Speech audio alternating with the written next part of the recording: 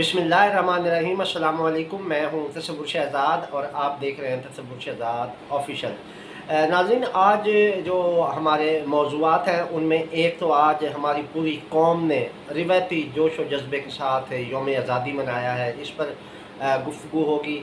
और साथ साथ 9वीं और 11वीं की किताबों को तब्दील किया जा रहा है, इसमें क्या तब्दीली लाई जा रही है और तलबा पर क्या नया बोझ डालने जा रही है हुकूमत, इस पर तबादला ख्याल किया जाएगा। अगर आपने हमारा चैनल सब्सक्राइब नहीं किया तो सब्सक्राइब कर लीजिए, बेल आइकन का बटन दबा दीजिए और कमेंट सेक्शन में अपनी राय से हमें ज़रूर बता दीजिएगा। नाज़रीन, सबसे पहले बात करेंगे किताबों की तब्दीली के हवाले से। तो इस हवाले से पंजाब हुकूमत ने ये ऐलान किया है कि 9वीं और 11वीं जमात की कुछ किताबें जो हैं वो तब्दील कर दी जाएंगी।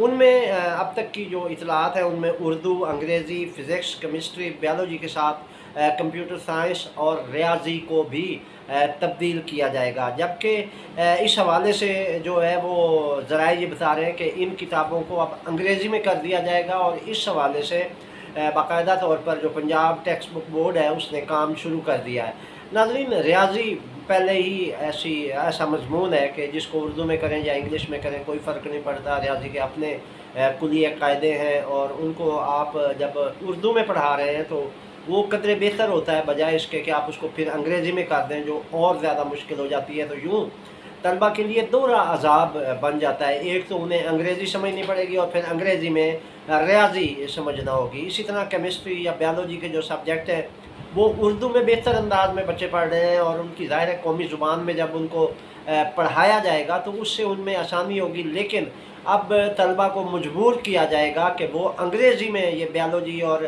केमिस्ट्री को भी पढ़ें।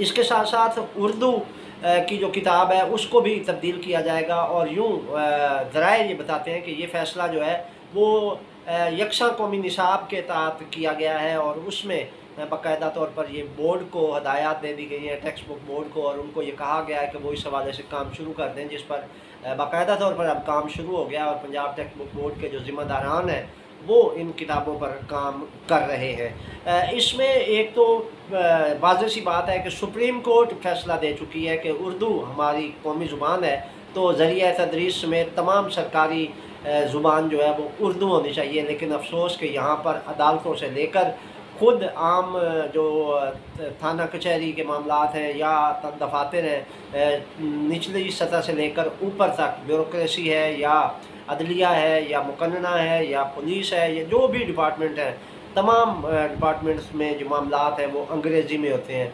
और उसमें ये होता है कि ब्यूरोक्रेसी में तो बिलखसूस हर चीज़, हर लेटर, हर नोटिफिकेशन, हर मुरासला जो है वो अंग्रेज़ी में होता है, जिसके किसी आम आदमी को समझ आए ना आए। ब्यूरोक्रेट्स भी डिक्शनरियाँ लेके बैठे होते हैं और तर्जमे कर रहे होते हैं। इसी तरह हमारी अदलिया जो है उसके जो फ़ैसले जारी होते हैं उसके हवाले से भी शहरियों को काफ़ी परेशानी का सामना करना पड़ता है, वकीलों की मोहताजी है। अगर यही फ़ैसले उर्दू में आएँ तो यकीनन हर आदमी जो है वो आसानी से उसको पढ़ सकेगा। अब बजाय इसके कि कौम को उर्दू की तरफ लाएँ और कौम आगे बढ़े, उनको दोबारा उसी जंजाल में फंसाया जा रहा है, उसी दोज़ख में दोबारा धकेला जा रहा है कि मजबूर किया जा रहा है नौजवान नस्ल को कि वो अंग्रेज़ी में ये सारे सब्जेक्ट पढ़ें। और उससे फिर ज़ाहिर है इससे हमारा लिटरेसी रेट नहीं बढ़ेगा बल्कि लोग मुतनफ़िर होंगे। बच्चों के ज़हन जो है वो ज़ाहिर है इब्तदाई तौर पर जब आप उन्हें अपनी मदर टंग में, मादरी ज़ुबान में पढ़ाएँगे तो उसके बेहतर नताइज बरामद हो जाएंगे। चाहे कि हम उनको दोबारा अंग्रेज़ी का ग़ुलाम बना दें, अंग्रेज़ की ग़ुलामी से निकल कर हम अंग्रेज़ी की ग़ुलामी में उसको डाल दिया है हमने कौम को। चीन की मिसाल हमारे सामने है, जापान है, इसके अलावा बहुत सारे ममालिक हैं, रशिया है। इन लोगों ने अपनी ज़ुबानों में निसाब भी बनाया, अपनी ज़ुबानों में अपने मामलात भी चलाए और कामयाब रहे। कोरिया है, इसी तरह ढेरों मिसालें, दर्जनों मिसालें दुनिया में आपको मिलेंगी जिन्होंने अंग्रेज़ी के बग़ैर तरक्की भी की और पूरी दुनिया में अपना नाम रोशन किया। मगर अफसोस कि हमारे जो ऊपर बैठे हुए अरबाब इख्तियार हैं उनके जहन अभी तक अंग्रेज़ की ग़ुलामी में फंसे हुए हैं और वो इससे ना खुद निकलना चाहते हैं और ना कौम को निकालना चाहते हैं। हमारा दूसरा मौजूद नाज़रीन यौम आज़ादी था। आज पूरे मुल्क में यौम आज़ादी बड़ी इज़्ज़त व एहतराम और रिवायती जोश व जज्बे से मनाया गया। लाहौर में हजूरी बाग में सुबह सवेरे तकरीब मुनक़िद हुई, जो म्यूनसिपल कॉरपोरेशन की जानिब से, मेट्रोपॉलिटन कॉरपोरेशन लाहौर की जानिब से उसका एहतमाम किया गया था।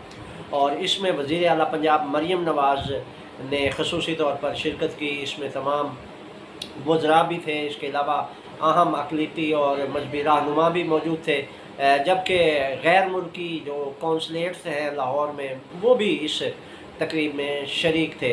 तो ये एक भरपूर तकरीब थी। इसी तरह पूरे मुल्क में, और अगर लाहौर की हम बात करें तो लाहौर में हर जगह पर आज जो है वो हज़ारों की तादाद में तकरीबात मुनक़िद हुई हैं, हर दफ्तर में, हर इदारे में और हर शोबे में यौम आज़ादी के मुनासबत से तकारीब मुनक़िद की गई हैं, लंबी चौड़ी तकरीरें हुई हैं। और इन तकरीरों में जो इस दफ़ा बात देखने को मिली है वो हर जगह वो हौसला अफजा ये है कि हर तकरीब में शजरकारी पर जो है वो ज़ोर दिया गया है और परचम लहराने के साथ साथ पौधे लगाए गए हैं। ये एक बहुत बड़ी पेशरफ्त है और इससे मुस्तकबिल में जो है वो बहुत अच्छे असरात मुरतब होंगे। माहौल पर आलूदगी को कंट्रोल करने में, स्मोक के ख़ात्मे में मदद मिलेगी।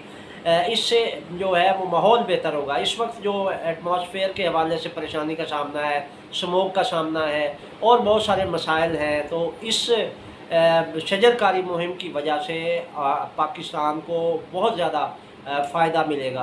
आज जो है वो हौसला अफजाई इस पे करनी चाहिए पूरी कौम की, पूरे इदारों की, पूरी हुकूमत के सेटअप की भी, कि हुकूमत ने इस हवाले से बाकायदा ऐलान किया हुआ था कि परचम लहराने के साथ साथ जो है वो पौधे ज़रूर लगाएं। और इस हवाले से जो प्राइवेट इदारे हैं, प्राइवेट तंजीमें हैं, उनकी जानिब से भी आगाही मुहिम चलाई गई थी कि इस बार जो है जश्न आज़ादी पर बाजा नहीं पौधा लगाएं। तो यकीनन ये एक हौसला अफजा चीज़ सामने आई है और इस पर पूरी कौम ने इत्तेहाद का मुजाहरा करते हुए शजरकारी में बढ़ चढ़ कर हिस्सा लिया है। लाहौर की मुख्तलिफ सड़कों पर इस हवाले से स्टॉल लगाए गए थे जहाँ पर पौधे फ्री में तकसीम किए जा रहे थे।